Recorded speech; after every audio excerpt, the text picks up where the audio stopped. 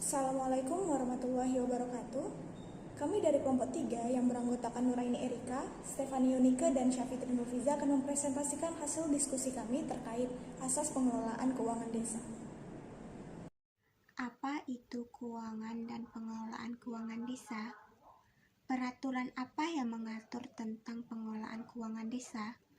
Apa saja azas pengelolaan keuangan desa?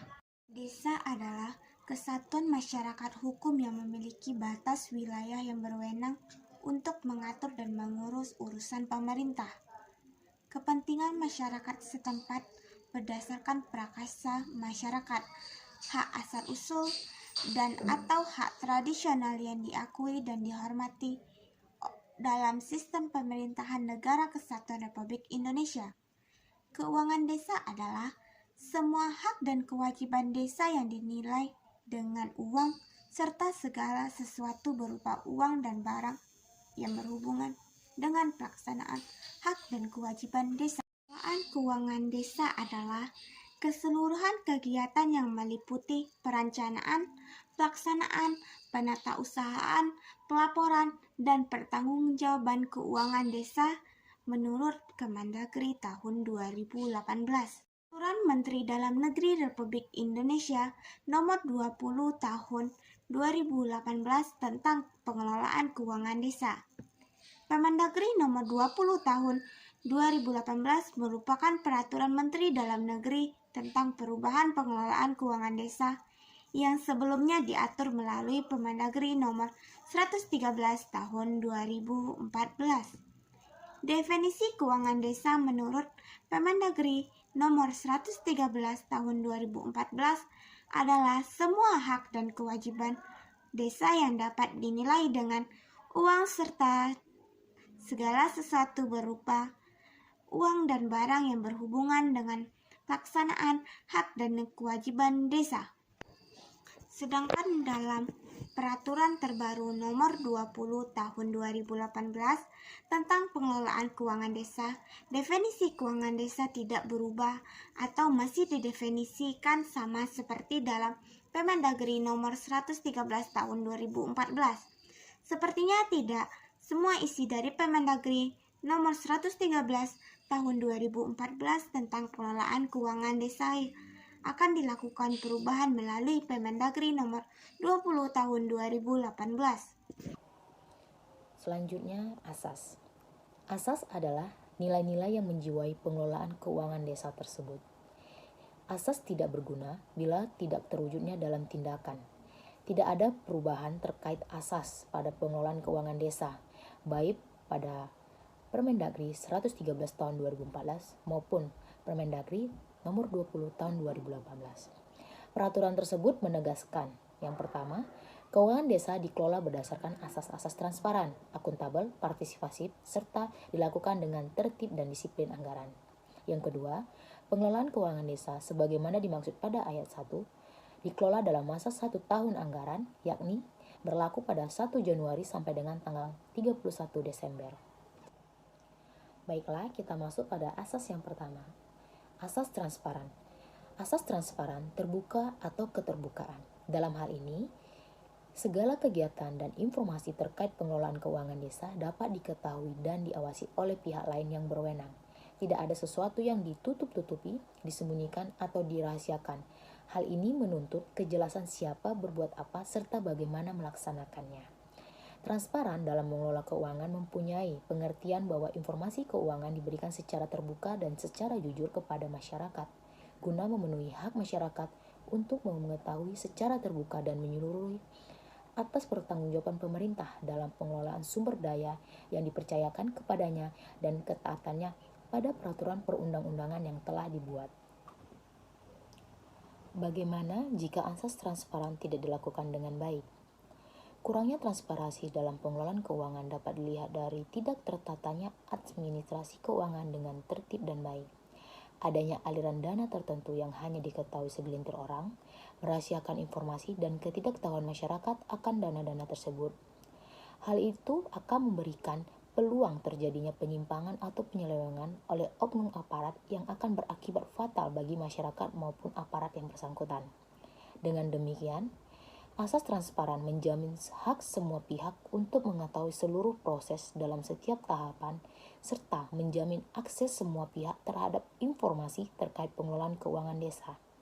Transparansi berarti pemerintahan desa proaktif dan memberikan kemudahan bagi siapapun, kapan saja untuk mengakses atau mendapatkan serta mengetahui informasi terkait pengelolaan keuangan desa itu tersebut.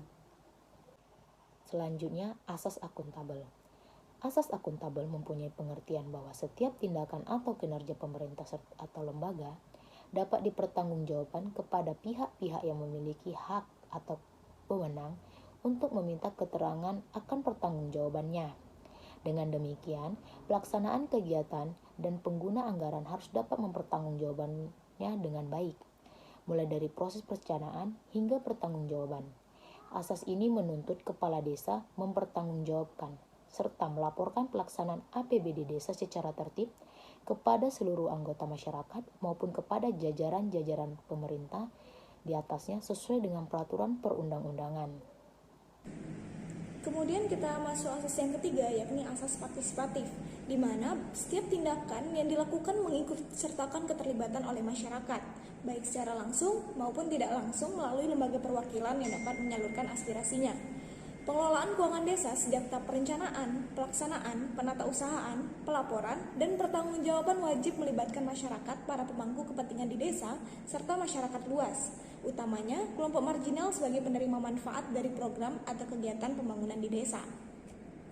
Pengelolaan keuangan desa yang partisipatif berarti adanya keterlibatan masyarakat, yang dengan adanya keterlibatan sejak awal, maka semua dana di desa dapat ditetapkan berdasarkan kebutuhan warga, bukan keinginan dari pemerintah desa bersama elit-elit desa, sehingga semua hak-hak masyarakat desa dapat terpenuhi dengan sendirinya dan akan tumbuh rasa keswadayaan masyarakat dalam pengelolaan keuangan desa.